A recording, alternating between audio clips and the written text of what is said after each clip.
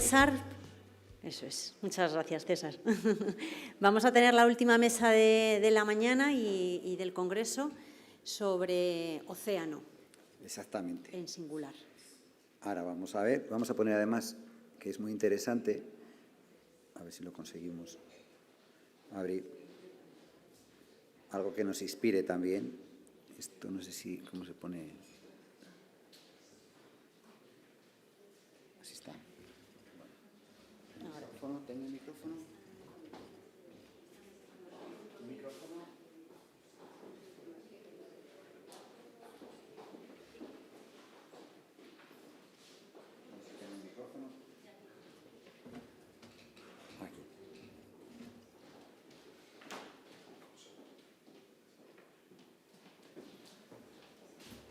Bueno, voy a empezar en lo que ponemos los micrófonos. Saben que tenemos prisa, pero también tenemos muchas ganas de saber y de conocer hoy.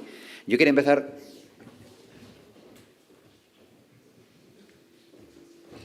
Estamos hablando de agua, y esto es agua, y nos hemos olvidado del personaje principal, ¿no? El agua. Y cuando hablamos de mares, también es esto.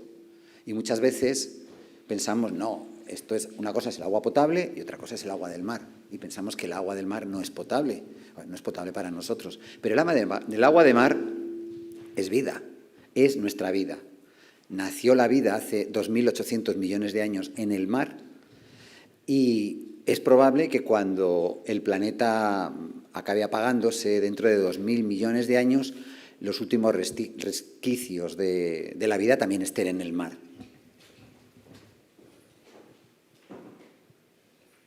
El mar no es un sitio donde vamos de vacaciones y donde nos vamos a bañar.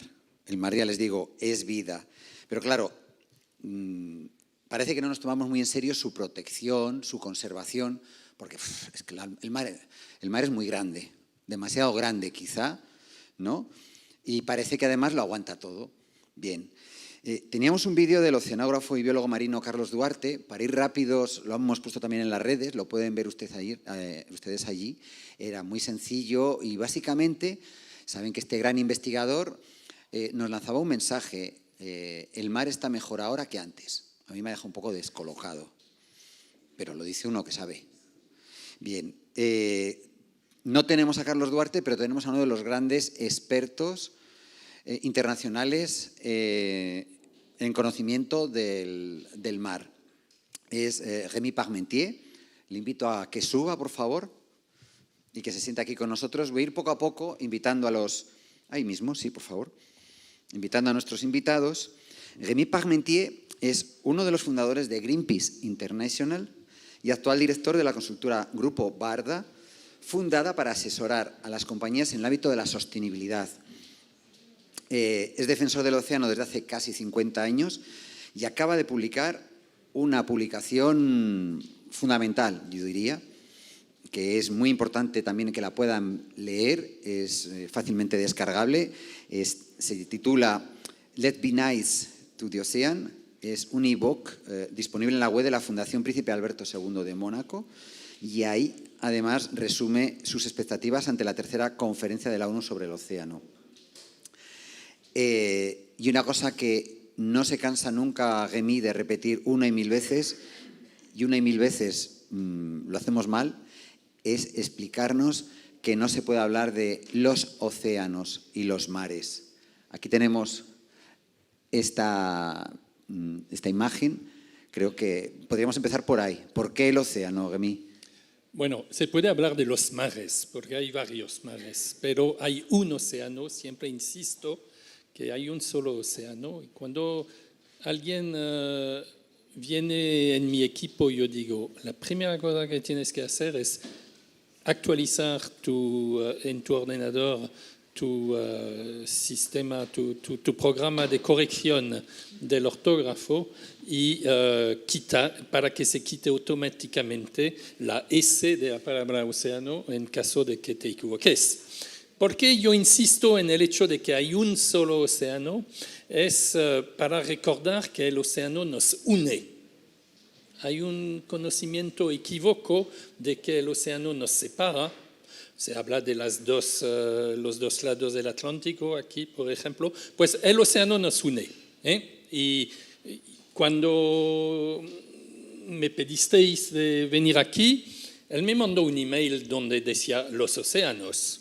Y entonces le dije, oye, yo vengo si tú corriges el programa y quitas la S.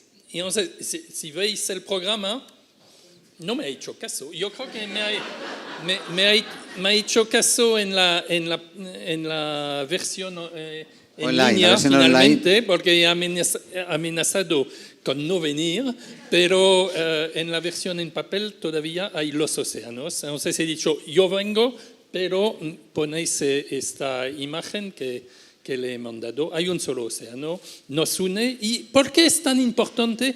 Es también para recordar que el océano es la sala de máquinas del sistema climático mundial. Y lo que diferencia nuestro planeta de todos los demás planetas del sistema solar es el océano que desde el día 1 nos da la vida. Y además... Una última cosa. Ha dicho que yo asesoro empresas, pues yo sobre todo yo asesoro gobiernos y organizaciones de la sociedad civil y también organizaciones, digamos, empresariales, pero yo evito de asesorar empresas individuales, salvo ha habido un par de ocasiones con unos términos de referencia muy estrictos. De hecho, hay en la sala alguien que perteneció hace años a una de estas empresas. Sí, está muy implicado en el asesoramiento, creo que en Francia, aquí en España, en Costa Rica también. Bueno, en el mundo global. Es un planeta pequeño. Es un planeta. Estaba hablando de que el océano es global, los problemas son globales. Esta semana Rémy regresa de la tercera reunión del Comité Intergubernamental de la ONU en Nairobi para desarrollar un instrumento jurídico vinculante sobre la contaminación por plásticos en el medio marino. La pregunta es obligada. ¿Cómo van estas negociaciones? ¿Seremos capaces de acabar con los plásticos en el océano, en el planeta? Bueno, la Asamblea, es una buena pregunta, la Asamblea de la ONU sobre Medio Ambiente, esta reunión de ministros de medio ambiente de todo el mundo, que se reúne cada 2 años cuando no hay pandemia, decidió hace 2 años lanzar este proceso para un tratado mundial sobre la cuestión de la contaminación del planeta por plásticos. Yo hablo de proliferación del plástico. Necesitamos un tratado de no proliferación del plástico. Como el nuclear. Como el tratado nuclear, de no proliferación. Por ejemplo. Y de hecho, la analogía es interesante porque yo ya he escrito hace tiempo un artículo en el cual yo digo que deberíamos tratar los microplásticos y los nanoplásticos, las partículas muy pequeñas que ni siquiera las podemos ver con el ojo. Deberíamos tratar estas partículas de plástico como tratamos los desechos radioactivos. Yo, en mi historial, he contribuido a que se trate los desechos radioactivos de manera más responsables que se hacía en los años 70 y los años 80, y yo creo que la analogía vale, y los microplásticos y los nanoplásticos ahora, que en realidad acaban en nuestros cuerpos a través de las cadenas tróficas, pues es una problemática muy parecida a la cual tuvimos que enfrentarnos con los desechos radioactivos cuando en los años 70 y principios de los 80, os acordaréis, los más mayores en la sala, que entonces se decía que verter en el mar los desechos radioactivos era la solución y transformamos el paradigma haciendo de lo que se consideraba como la solución, hacer de ello el problema y conseguimos que se prohibiese el vertido de desechos radioactivos en el mar. Pues hay que hacer lo mismo. Y yo digo, hablando del mar, que es tiempo de hacer de la protección del océano la norma y no solamente la excepción. Sois periodistas de medio ambiente, entonces seguramente sabéis que hace unos meses, en diciembre del año pasado, bueno, hace casi un año, los estados partes al convenio de biodiversidad acordaron en Montreal proteger el 30% del planeta en tierra firme y 30% en el mar también. Está muy bien y hay que proteger el 30%, hay que definir muy bien de qué se trata, pero a mí me preocupa el 70% restante, ¿no? Y por eso este libro, que acaba de salir ayer, que yo he publicado, que se llama Let's Be Nice to the Ocean, ser buenos con el océano, es un juego de palabras porque la próxima reunión de la próxima conferencia de la ONU sobre el océano tendrá lugar en la ciudad de Niza, que en francés y en inglés se dice Nice, ¿no? Entonces, let's be nice, let's be Nice, ¿no? Y yo planteo que es tiempo de hacer de la protección del océano la norma y no solamente la excepción. ¿Cómo? Pues es revertiendo la carga de la prueba. Hasta ahora, los defensores del océano están peleando para conseguir a duras penas la protección de unas fracciones del océano, a veces protección relativa, porque se llaman áreas protegidas, pero a menudo no lo están realmente.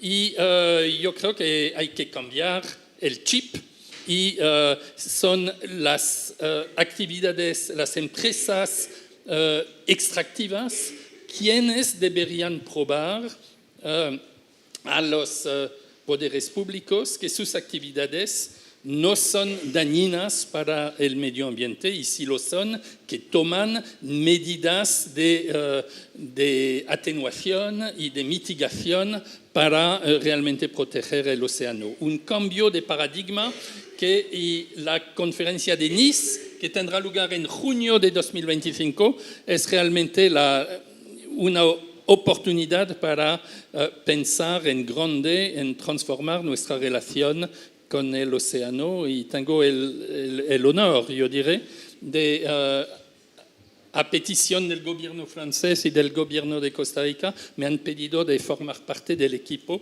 que está preparando esta próxima conferencia de la ONU en junio de 2025 y es un poco un lujo porque habitualmente uno se despiertan 6 meses, 3 meses antes de estos acontecimientos y ahora me están dando 18 meses. Pues espero que nos podamos ver allí porque yo vivo en Niza, así que aprovecharé la ocasión para poder encontrarlo y verlo. Voy a llamar a nuestra siguiente invitada, a Rita Míguez, para que venga también aquí.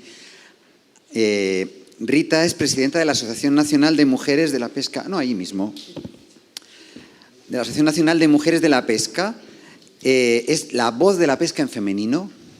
No sé si por suerte o por desgracia, pero te ha tocado. Me ha tocado. Ser esa portavoz. Ella es mariscadora de profesión, no es periodista, es la que vive y sufre los problemas y los beneficios del mar. Es patrona mayor de la Cofradía de Pescadoras de Arcade en Pontevedra y presidenta de la Asociación Nacional de Mujeres de la Pesca ya desde su creación en 2016 y además miembro del Consello Galego de Pesca. Ha trabajado en divulgación, de eso queremos hablar también con ella, porque ha puesto en marcha muchos proyectos muy interesantes. Yo tengo aquí uno que me suena muy bonito, que es Domar o Prato, pero seguro que hay otros muchos que estáis desarrollando ahí, las mujeres pescadoras, mujeres de la pesca, no solo pescadoras. Precisamente ayer se celebró el Día Mundial de la Pesca, que pasó un poco sin pena ni gloria, ¿no? Y además la única información que teníamos era los que te venden pescados de estos de acuicultura o de orígenes un poco inciertos.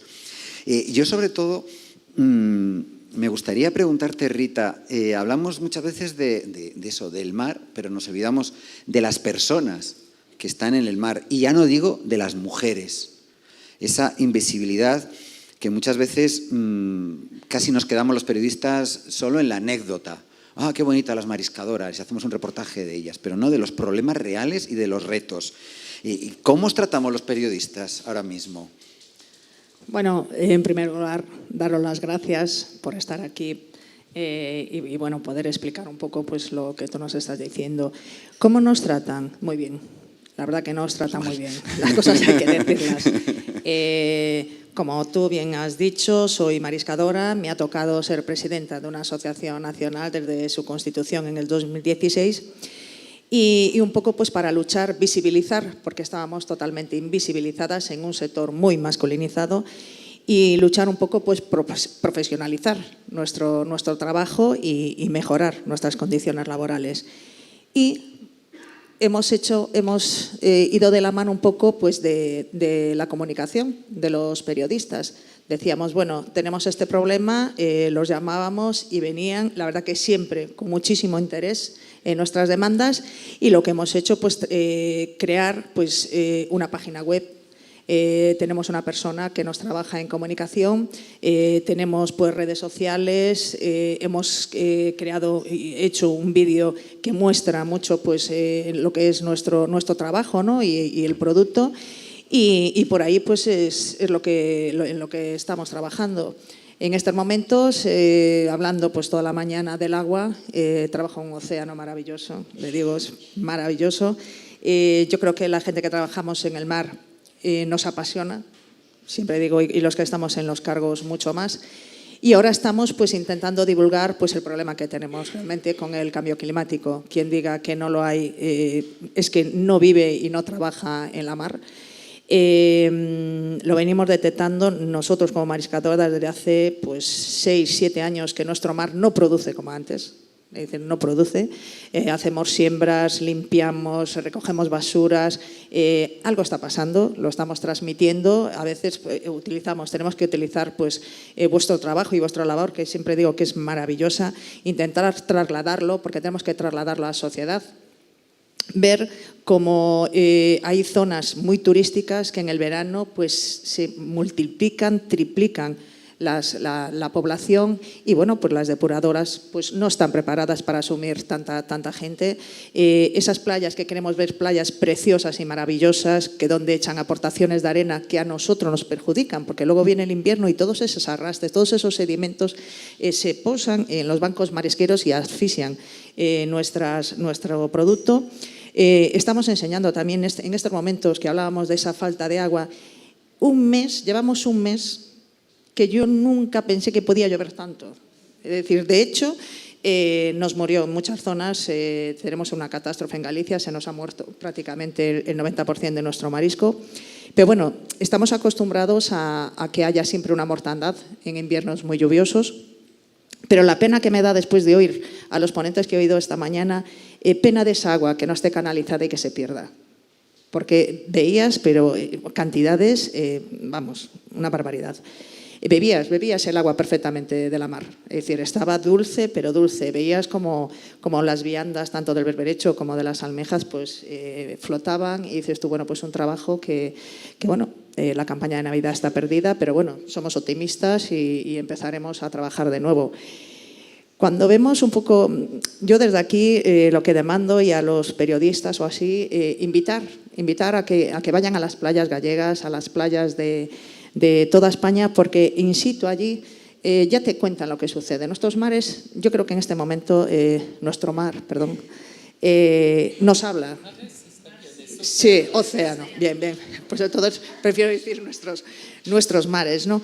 Que te piden realmente, a nosotros que estamos allí, te piden ayuda, es que lo vemos. Entonces, esa necesidad. Nosotros, en este mes que hubo esas lluvias tan torrenciales, en nuestro pueblo, que nunca pasó, pues hace 2 años pusieron una sirena y nosotros decíamos, ¿pero para qué será esa sirena? Que era pues para el embalse, por si suena. A veces hacían pruebas y decimos, nadie sabía para lo que era ese miedo, ¿no? que te da pues un embalse. Y que tener que abrir cuando no había necesidad de abrir y derrochar toda esa agua, a veces con mareas bajas, que nos hace mucho más daño. Decir, oye, si vas a abrir las compuertas o así, utiliza, llama y avísanos por si tenemos que retirar algún marisco. Ver cómo esos campos de fútbol de hierba artificial son maravillosos y preciosos. Todas las lluvias torrenciales los levantaron más de uno, y el caucho pequeñísimo, que si tenemos niños o nietos, mi hijo que juega al fútbol, que siempre me trae las botas con ese caucho y todo eso, es decir, ¿eso por dónde paró? Siempre va a parar a los ríos, y del río pues nos vienen a nuestros mares.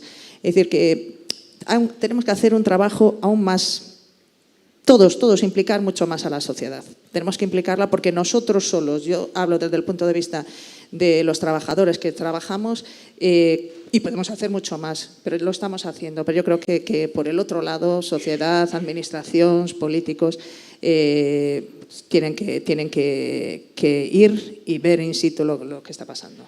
Perdona, Rita, porque es que estoy escuchando solo noticias, reportajes, temas importantes para un periodista que yo no había oído. Y yo me dedico al periodismo ambiental y creo que estoy siempre con las antenas puestas. Acabas de dar un montón de información que no sé por qué no está en los grandes medios de comunicación. ¿Es que nos hacemos caso? Mira, a veces hay temas a lo mejor que interesan más que otros, o a veces el sector llegamos a la conclusión que parece que no interesamos lo que nosotros estamos diciendo. Esta semana veías y hablas con compañeros que salen pues a la centolla y que en las redes sacan cantidad de toallitas. Se sigue permitiendo toallitas. Tenemos compañeros que van una manera de pescar, que van al bow y sacan tanta basura que a veces sacamos más basura que pescado. Y es triste decir eso, pero dices tú, pero es que lo estamos haciendo. ¿Qué pasa? Que cuando nosotros ahora vemos sacamos, lo que hace miles de años era normal tirar todo al suelo, tirar todo a la mar, porque era así. Realmente son cosas que hay. El mar lo aguanta todo. Lo aguantó. A veces lo aguantó, porque ahora ya está en un periodo. Una vez me preguntaron, ¿el mar ha cambiado? Dije, el mar no ha cambiado, sigue siendo agua y sales. Quien lo está cambiando somos nosotros. Lo hemos cambiado. Es decir, pero el que decías tú, que los océanos que están mejor. Sí. Bueno, perdón, el océano está mejor. Carlos Duarte es todo una referencia. Supongo que comparando, claro, a lo mejor quiero que pensar, hombre, claro, llevamos hace 5 años, hace 10 estaban las cosas peor. No está aquí, no podemos sí. hablar con él. De todas maneras, me vas a permitir, Rita, porque como tenemos mucha prisa, voy a dar paso a también que venga con nosotros aquí otra mujer del mar, en otro ámbito, que es Natividad Sánchez. Ven con nosotros, ella es la directora de comunicación de Oceana en Europa, que es una organización internacional de conservación marina sin ánimo de lucro. Ella es licenciada en Ciencia de la Información, también en Antropología Social y Cultural. Está en Oceana Europa desde 2008 y saben que, bueno, pues dedicadas preferentemente en la declaración de áreas marinas protegidas y la sostenibilidad pesquera. Bueno, quería preguntarte, Nati, ¿es consciente el gran público de la necesidad que tenemos de conservar el océano? Igual eso, nuestra playa favorita, que lejos, o todos estos problemas que nos está contando Rita, ¿somos conscientes? ¿La población es consciente? ¿Vosotros como ONG llega ese mensaje? Creo que no, yo soy muy mala en comunicación. No, creo que además en el caso de España tenemos el problema añadido de que nuestra capital, nuestros ministerios, nuestros principales medios de comunicación están en Madrid, están muy lejos del mar. Entonces sí que es verdad que cuando te vas a las zonas costeras, a Galicia, por ejemplo, hay mucha receptividad y mucha comprensión del mensaje, pero en gran parte del territorio se vive muy alejado. En Madrid, por ejemplo, el mar efectivamente es algo de puentes y de fines de semana. Y nos cuesta además mucho, porque es antiperiodístico, cuando tú tratas de contar una información, siempre lo que prima es la proximidad. Y en el mar muchas veces no podemos hacer ese ejercicio. Muchas veces nos cuesta también personalizar y visibilizar porque tienes un número limitado de ejemplos de casos, o sea, es decir, tienes pescadores, si hablas de plásticos puedes hacer una limpieza de playas, pero son casos muy concretos, con lo cual la personalización es complicada. Los casos de éxito no siempre son sencillos de desarrollar porque te exigen una documentación científica a posteriori, cuando a lo mejor ya no tienes fondos o recursos o estás luchando por atajar otro problema. Con lo cual, hay como muchas cosas que desde el punto de vista de la comunicación son retos añadidos. Y si ya nos vamos a la propia dinámica de los periodistas, la falta de tiempo que hay, que es horrorosa, que es que no hay tiempo para contar las cosas, para formarse, para entender el problema y para transmitirlo a la audiencia, es algo que desde el otro lado, desde las ONGs, también padecemos, porque no sabemos cómo transmitirlo, cómo contarlo para que realmente se entienda el contexto y las implicaciones que tienen las cosas. Entonces, creo que al final hay una tormenta perfecta y no estamos llegando bien al público para que entienda todos los temas. Nos cuesta mucho. Voy a dar paso a nuestro cuarto invitado, que es Antonio Márquez, porque además tenemos poco tiempo y yo creo que es que aquí lo interesante también es que haya mucho diálogo. Antonio es presidente de Oceánidas, que es una ONG dedicada a la investigación, protección y divulgación del medio marino. Él es profesional sobre todo del mundo audiovisual, ha recorrido más de 60 países en la realización de casi un centenar de documentales para la televisión pública finlandesa y para otras, pero siempre bajo el mar, ¿no? Digamos que tu especialidad más es bajo el mar, ¿no? Estudiaste en la Escuela de Cine de Cuba y sobre todo habéis impulsado desde vuestra asociación la red de vigilantes marinos, que actualmente eres el coordinador, os estáis apoyando en el voluntariado. Yo creo que quizá porque todo aquel que bucea, o sobre todo el que bucea, se hace ecologista sí o sí, ¿no? Bueno, yo estoy aquí porque soy un apasionado del medio marino, desde pequeño, ¿no? Entonces, para mí mi referente era Cousteau, entonces desde entonces luego he podido compatibilizar los dos trabajos. Yo he estado haciendo, como tú bien dices, muchos documentales sociopolíticos, básicamente con Televisión de Finlandia. Tuve también un periplo de tiempo trabajando en Canal Sur, en algunos de sus programas. Y finalmente pude utilizar y unir a estas dos pasiones, ¿no? La grabación subacuática, realizar al final lo de con un grupo de amigos muy afín al medio marino, montar una ONG y posteriormente poner en marcha este proyecto que se llama Red de Vigilantes Marinos. Por una parte yo quería comentar, y lo de tu presentación primera, que también veo, por supuesto respeto a Carlos Duarte, con el que he hablado hace poco también, pero yo, mi percepción personal en 30 años buceando es todo lo contrario, ¿no? Es decir, yo he visto cómo van desapareciendo espacios que antes, cuando buceaba hace 30 años, estaban llenos de vida. He visto la regresión de Posidonia, he visto regresión o desaparición de praderas de Posidonia, de zootera marina en Málaga. He visto cómo ahora es difícil ver caballitos de mar, cuando antes los podías ver. He visto cómo ha desaparecido Pinna nobilis. O sea, y he visto, sin embargo, crecer, y en nuestras limpiezas así lo vemos, cómo crecen la cantidad de neumáticos que encontramos bajo el agua, la cantidad de plásticos que encontramos bajo el agua por tonelada. He visto también cómo proliferan los vidrios, o sea, cada vez más basura bajo el agua. Bueno, quizá Carlos, lo que se refería sobre todo es la mejora en la protección de las grandes áreas marinas. Pero claro, habrá que ver la calidad que tiene esa. Y lo que sí estoy de acuerdo con él, que lo hablaba hace poco, ya que él va a participar en un documental que estamos confeccionando, es que nuestro futuro está en los océanos. O sea, nuestro futuro alimentario hay que empezar a mirar de cara a los océanos. El océano, perdón. Y también nuestro futuro en medicina, ¿no? Es decir, tenemos que empezar a mirar con mejor protección y mirar de otra manera el océano, ¿no? En nuestro proyecto, estoy hablando de yo todo lo que he visto y estamos hablando de una cota de 20 metros que habitualmente es donde hacemos nuestra limpieza de fondos marinos. Más abajo, pues no podéis imaginar la basura que aparece, ¿no? Como decía nuestra compañera, los barcos ahora están participando en algunos proyectos, los pescadores con barcos arrastreros, y están sacando una cantidad ingente de basura que no podéis imaginar. Ya se empieza a hablar, y esto es positivo, porque como yo siempre pienso que el ser humano es tremendamente egoísta, ahora empezamos a hablar de los microplásticos y de los microplásticos que ya están en nuestro organismo. Frente a este miedo se reacciona rápido, porque como decía, somos bastante egoístas, ¿no? Entonces ahora lo que sí he notado en este tiempo, cuando me preguntan, oye, ¿cómo las limpiezas sacáis muchos residuos? ¿Cuántos cuántas toneladas de basura, no lo mido en eso. La importancia o el triunfo de este proyecto de red de vigilantes marinos no es la cantidad de residuos que sacamos, sino la cantidad de voluntariado y de ciudadanos que cada vez están más concienciados y quieren participar.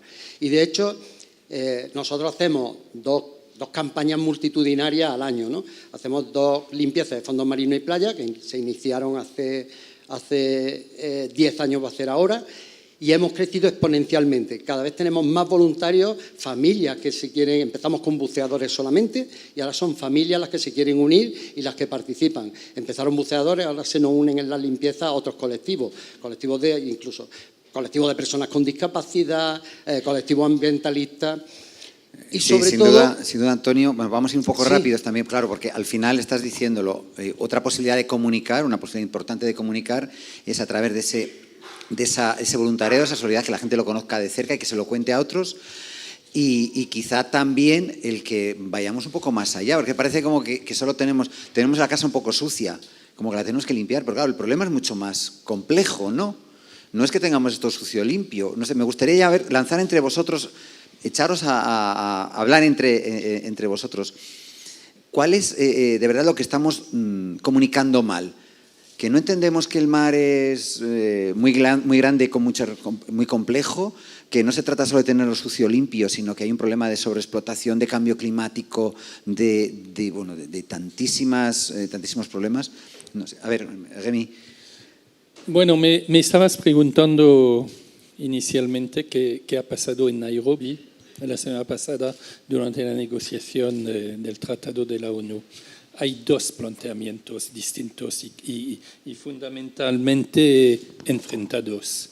Hay los países que los llamamos en la jerga los países de alta ambición, que dicen hay que tratar la proliferación del plástico en todo el ciclo de vida, es decir, ir a la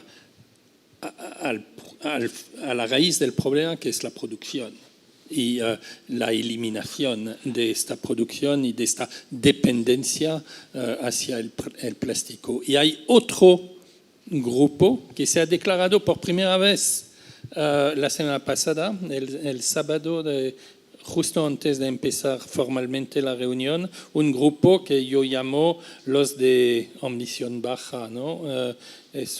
Y se han declarado como una coalición. Ya podemos ponerles cara. El portavoz de este grupo es Irán, junto con Arabia Saudí, con Rusia, con Bahrein, con China y, curiosamente, con Cuba. No sé qué Cuba hace ahí. Un grupo muy político. Es un grupo muy político. De hecho, hay los sunníes y los chiitas juntos, que esto no solía ocurrir hasta hace muy poco. Y ellos dicen, hablamos de gestión de residuos y de nada más que de cómo gestionar los residuos. Evidentemente, cuando piensas en estos países, con la excepción de Cuba, tal vez, por eso digo que están haciendo allí, son los grandes productores de petróleo. Y evidentemente el plástico pues proviene de los hidrocarburos y el plástico y clima son 2 temas muy pues las 2 caras de una misma moneda, ¿no? Y han conseguido estos países evitar que hubiese un acuerdo la noche de este domingo. La reunión ha terminado muy tarde. Han conseguido de que finalmente no hubiese un consenso para llevar a cabo un trabajo intersesional, es decir, hasta la próxima sesión formal de negociación que tendrá lugar en abril en Ottawa. Entonces, eso es un golpe de freno a la negociación muy preocupante, y entonces vamos a tener que dar la voz de alarma durante la próxima asamblea de de la ONU de los ministros de Medio Ambiente, el UNIE, que es una reunión de ministros de Medio Ambiente que tiene lugar cada 2 años en Nairobi también, cada 2 años cuando no hay pandemia, y la próxima es la última semana de febrero, y desde ya os puedo decir que vamos a tener que dar la voz de alarma para que los países, los ministros, despierten, porque hay un intento real para frenar, retrasar y minimizar el alcance de este tratado que no, el tratado no va a resolver todo de la noche a la mañana, pero es el tablero de ajedrez, se dice, ajedrez, gracias por la paciencia con mi acento. Un tratado es un tablero de ajedrez y todo depende, la partida de ajedrez depende del tipo de piezas y de las reglas que se ponen en este tablero. Y ahora estamos en esto, construir el tablero, y hay unos países que intentan hacer que este tablero sea... Darle una patada al tablero, o esperemos que no hagan jaque mate. De todas formas, a mí me parece, quería también preguntarle a Rita, sobre todo, bueno, y al resto, ¿por qué nos cuesta tanto comunicar los problemas del mar? Quizá porque somos ahora mismo globalmente una sociedad urbana y terrestre, y nos olvidamos, que para mí es algo muy importante, hablamos de los plásticos, pero es que nos olvidamos de las personas, nos olvidamos de esa economía azul, pero que es una economía verde al final, porque tenemos que vivir de ella. ¿Por qué nos cuesta tanto? ¿Por qué nos cuesta tanto tener ese foco en las mujeres y los hombres del mar y la necesidad que tenemos del mar?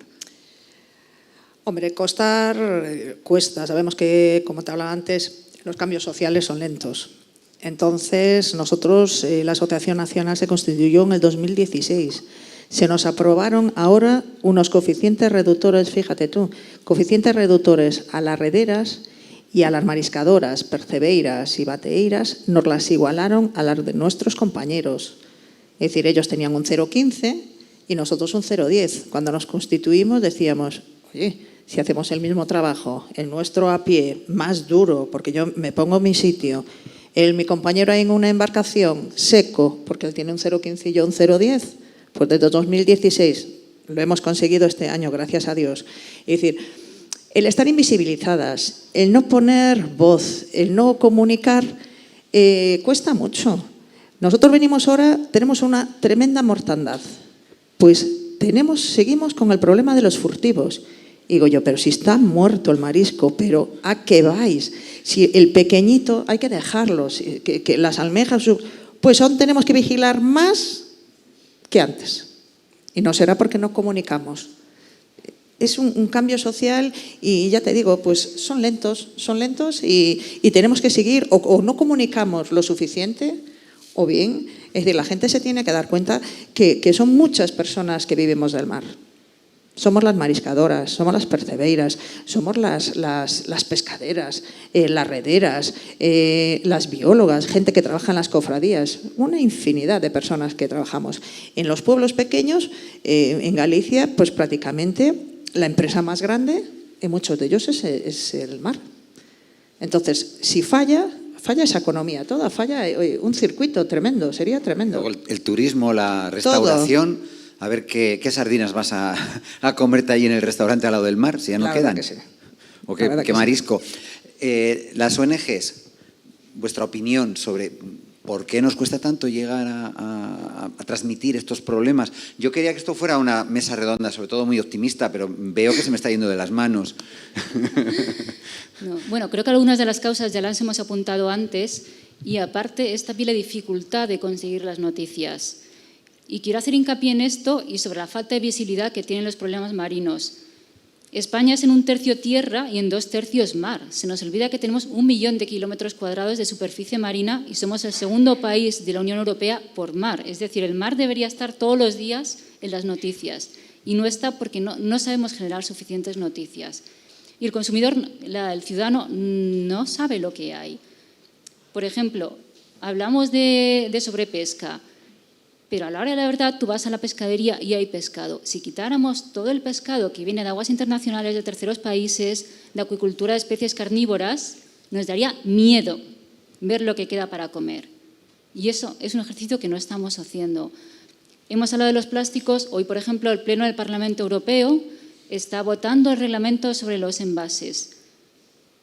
Debe ser de las legislaciones que ha conseguido más reacciones del lobby de la distribución y de la fabricación de alimentos. Ha sido brutal, pero además cuando llegas al propio consumidor es muy difícil decirle a la gente, oye, tú eres también responsable de lo que pasa en el mar, porque le estás pidiendo cierta heroicidad de decir, tengo que cambiar mis hábitos de consumo cuando mis vecinos no lo hacen. Yo tengo que estar volviéndome loco para conseguir cosas y la gente no. Entonces, ahí está fallando. Y termino ya porque estoy viendo un montón de gestos. Y por último, una cosa más que quiero decir en el caso de España también, la profundidad media de nuestras aguas son 3.000 metros. Eso nos va a limpiar en la vida. No se está viendo todo lo que está pasando en las profundidades de contaminación de vertederos marinos, el arrasamiento de los fondos, la destrucción de hábitats. Quiero decir que comentaba antes Antonio, es que no se ve y nos cuesta mucho sacar titulares de ahí. Bueno, Antonio, ya para terminar, porque yo estaría aquí por lo menos una hora más con personas tan interesantes como ustedes, pero no tenemos ya más tiempo. Una frase cada uno para terminar, en una frase, digamos, de un minuto, que sea un titular, dándonos un titular para que los periodistas nos pongamos de nuevo el foco en el océano. Cambiemos nuestros hábitos de consumo. Para mí es esencial. Tú has dicho que querías mensajes positivos.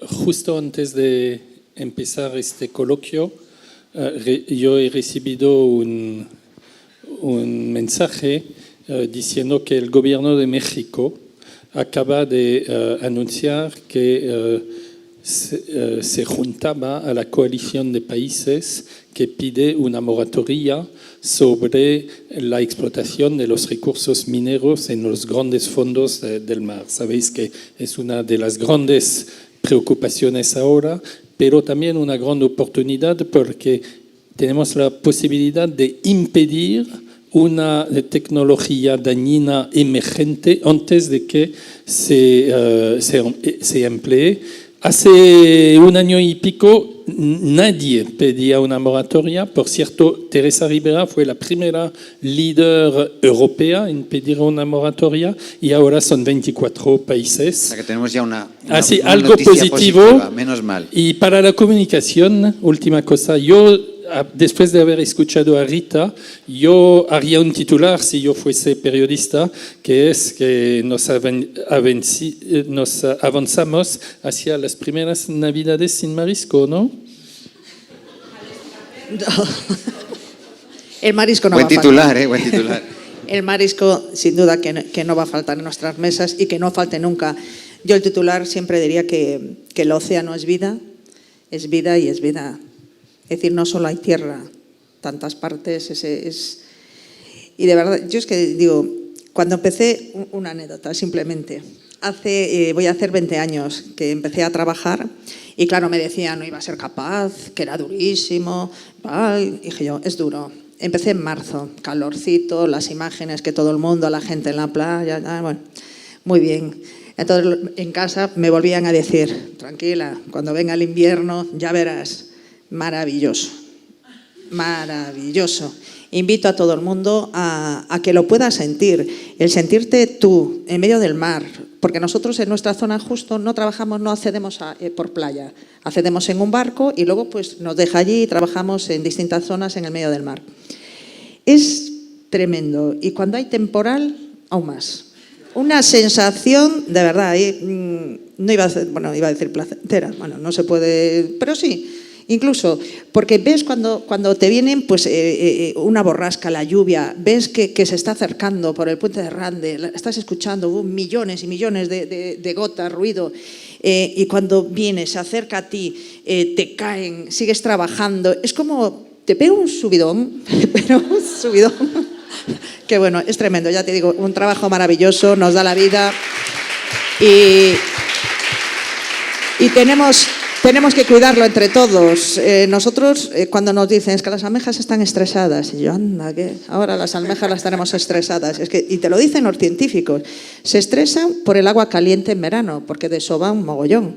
Entonces tú, bueno, pues ala, a mimarlas para el invierno. Viene el invierno, toda esta agua dulce y es tremendo. Entonces ya solo con el cambio climático ellas sufren, imagínate, pues con la labor del ser humano. Bueno, Rita, es maravilloso. Ese era el relato con emociones que tenemos que transmitir, como estábamos hablando. Ya para terminar, un titular positivo, por favor. A ver si se te ocurre alguno. O medio positivo. Los problemas del océano están causados por el ser humano, lo cual quiere decir que las soluciones también pueden y deben venir del ser humano. Tiene solución, puesto que el problema lo hemos causado nosotros. Pues muchas gracias, buen mensaje. Y ya saben, hay que trabajar, hay que poner la voz al mar y a las personas que viven y que vivimos del mar. Muchas gracias.